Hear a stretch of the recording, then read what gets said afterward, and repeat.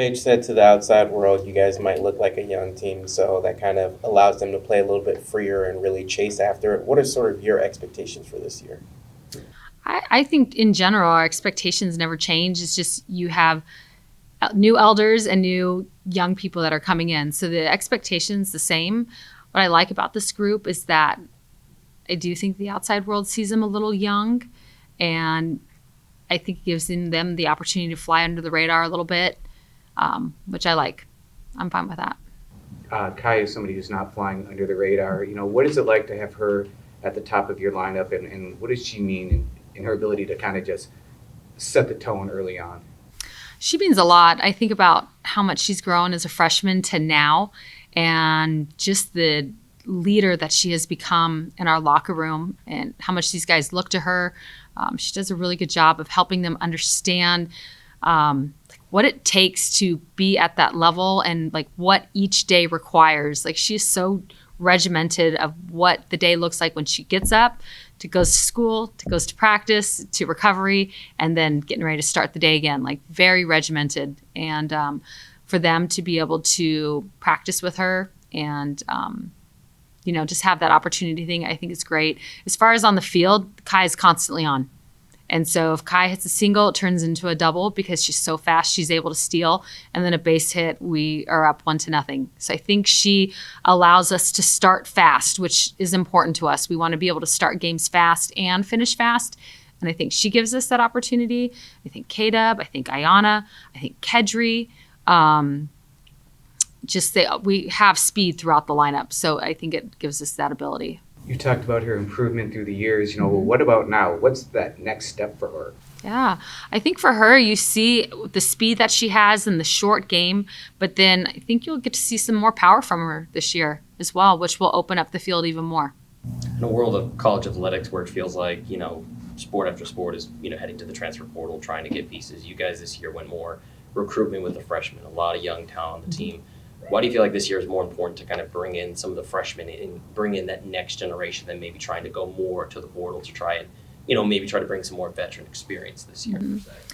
I think with this group right here, for all of us as coaches that have been here, this is like our first, not our first group coming in, but it's a group that we have able to talk to a couple years and then getting them to come in, just the relationship. There's just been a longer relationship in preparing them for their first year.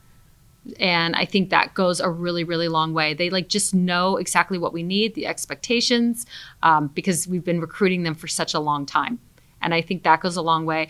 Transfer portal, what I think is great is you have opportunity for a Lindsey Grine or a Stacey Chambers, where you have a young group like this, but then you can kind of select, one or another to come in that has the experience to help lead them and do the things that you need them to do. And speaking of Lindsey, just how big has she been just to add her to the bullpen? Huge. What I really love is this is our deepest staff that we've had since I've been here, most complete staff, and they all are so different. Not one is the same.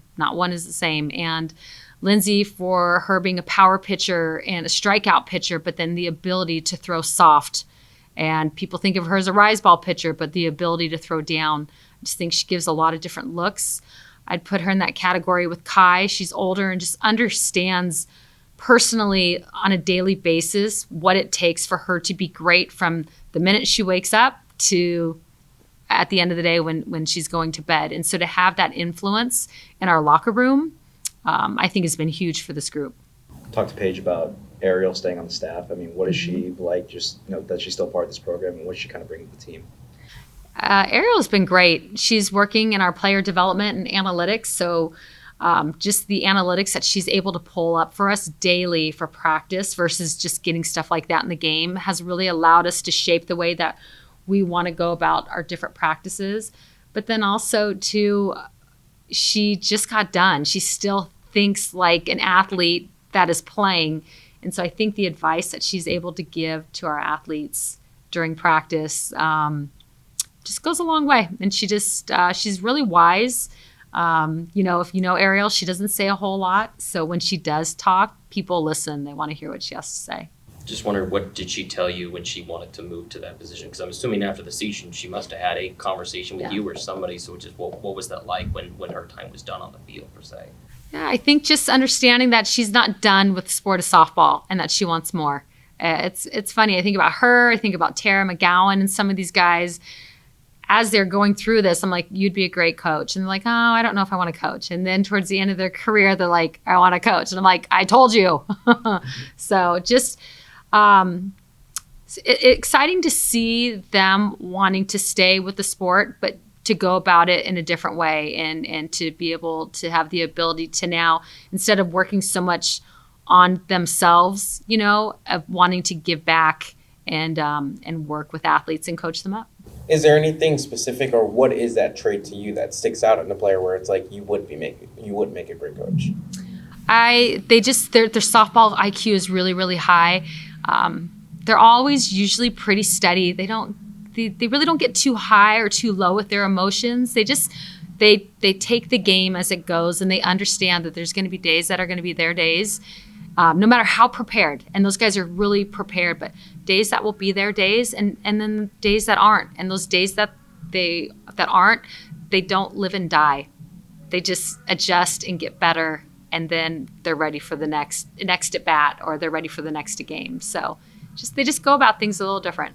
You guys were in a lot of high pressure games last year and came out with victories on them. With such a young squad, I mean, what are you telling them kind of in these practices to kind of get them ready for those games, whether it's non-conference or conference games?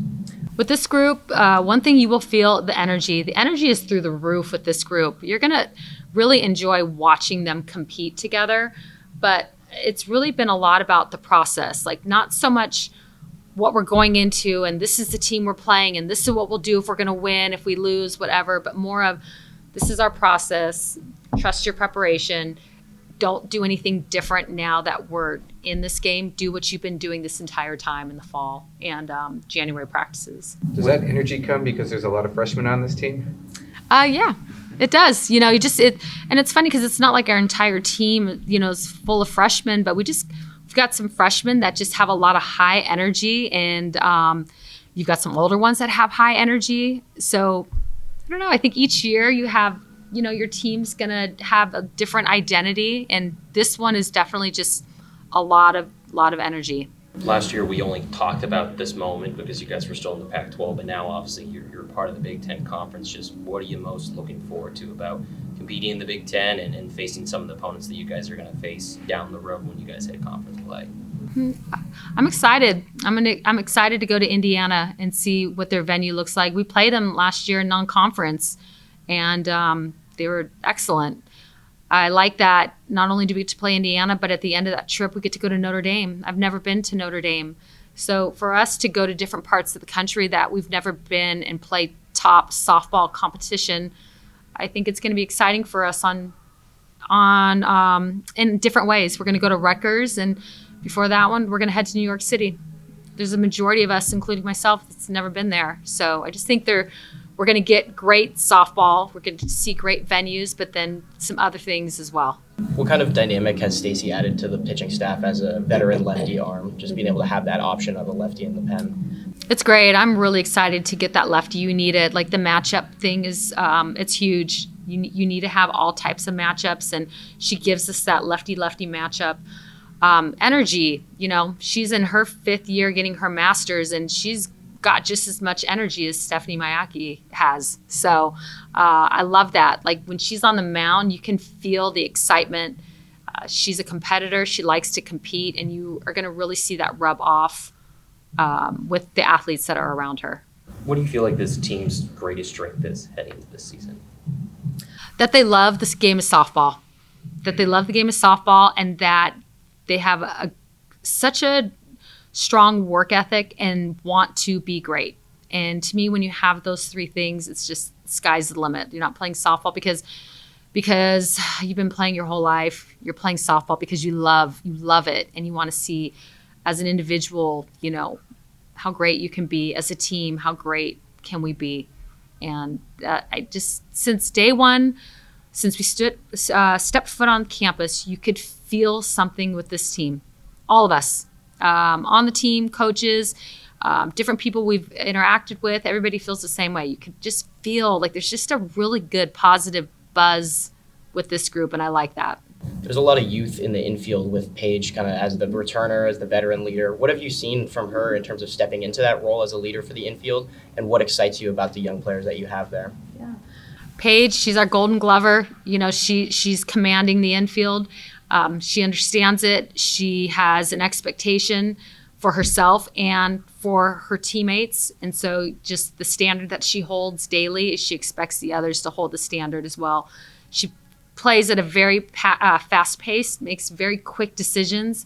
Again, she forces the others to do the same around her. So what I love is the freshmen, they're having to play more like veterans and figure things out quicker because of who they're surrounded by.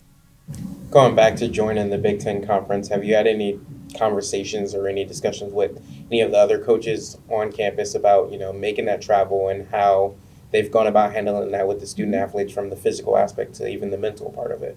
Yes, those are discussions. I think since we found out that we were going to be in the Big Ten, and obviously now the travel that we're used to is going to be different. Travel would look different, but I just think the preparation that we've had from that first day to now will make a difference for our athletes. We understand that we will have some travel, but with the resources that we have available to our student athletes, I think that will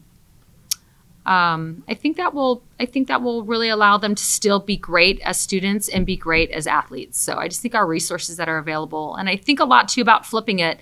When we start out non-conference, we've gone to Puerto Vallarta, we've gone to Florida, like we've done those types of travels, and then we get to conference and we stay closer. So now to me, it's just flipping it. Our non-conference is close, and then our conference is a little further. So I don't think it's something that we're not used to. And again, I think just the resources that we have allow us to do what we've been doing, just flipping the order of it. How do those longer trips maybe kind of help this team? Because Paige talked about one moment how you guys, I think, were heading to North Carolina. She said you guys got stuck in the bus, and that was one of her favorite moments. So it's funny because like a bad situation turned good, but how do maybe those longer trips help this team maybe turn into a positive, maybe the bonding situation? What's your opinion on that? I agree. We are on the road together. We have our room in our hotel where we eat together. We do study hall together. We do our team meetings together. Just everything we do, we're all together. And then you have some moments that, you get stuck in the bus or whatever it may be. And I think it's funny that that's one of her favorite moments. But those little things that happen like that allow us. Now we're in the middle of a game, we're tied, and these guys are not panicked. They're knowing we're going to win because of just the moments that they have with each other on and off the field, which I think is really, really important. We do a lot of that in the fall, but then when you get to go on the road and travel, you don't even have to plan it. It just all kind of happens on its own. Being able to keep Oregon State on the schedule, where obviously it didn't work out with some of the other sports, but how big is that for you guys to still be able to keep that rivalry going? Yes, that was something that was really important to me. It was important to Laura as well, for us to continue to play that series. And what I love about it is it gives us additional home games. So for this year, we're going to go, they're at our place each year, 2 home, 1 away. And we'll just flip-flop, which I like. So we always will have at least 1 home game against Oregon State every year. And then depending on the year, have 2. So I think it's important for us to play each other. And I'm glad that we were able to continue that. How big do you think it will be to have back-to-back tournament weekends that you guys are hosting here before you settle into the conference season? There's something about being on the road for a little bit, getting situated as a group, and then coming home and putting your suitcases away. Just like anytime we get that, I always tell them, put your suitcases away. Like mine's always laying in my closet. I'm like, I will too. Put your suitcase away, sleep in your own beds, get back to that schedule of being at home and just knowing what you need on a weekly basis with a home schedule. So I think it's going to be really, really good. I'm excited for our fans. We have 20 plus home games this year. And that's what we want. We want to be at home as much as possible. And we want our fans, our supporters to come and pack the Jane and make it a very, very difficult place to play. To kind of go off that, I mean, you're welcoming teams like Florida State and Oregon. Just what is that competition like? How does it prepare you for the Big Ten when it comes into play? Yes, I think it's important to have a tough schedule. Every year we play a tough schedule, and to me, if you want to be the best, you got to beat the best, and you've got to beat them at any time of the year. So in the beginning of the year, middle of the year, and then obviously being in a really great place in the end and going into postseason. So last year with the weather, it didn't allow Florida State to get here.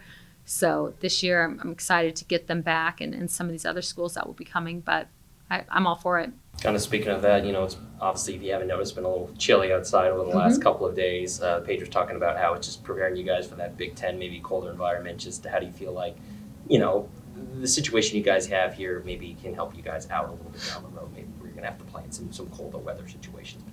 For sure. And I think to me, what's most important is regardless of what the element looks like, that the element should not be a factor every time that we step on the field, whether it's rain, or whether it's cold. And so we've had some cold days these last couple of weeks, and we meet on the mound, and the first thing I say to them is, welcome to beautiful Big Ten weather. And this is a beautiful day. Like, we're going to play on this day for sure, and days that are going to be a lot colder. So to sit and pretend like it's not cold, I don't think that does anything. It is cold. So are you prepared to handle the elements and still play great softball? And they've handled it really, really well. So I think the weather that we've gotten since we've returned, it's been really nice. It may be that energy. It seems like that's kind of a theme between you guys. But outside of the youth, what feels different about this group? What stands out about them towards your previous teams?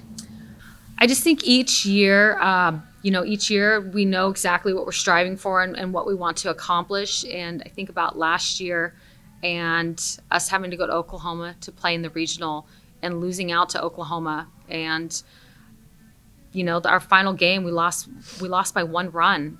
And it just, walking away knowing that our season was done and crushed for our seniors, but then looking for our returners and going, we didn't get our outcome, but being in this environment and playing this team who ended up going and winning, the whole thing again.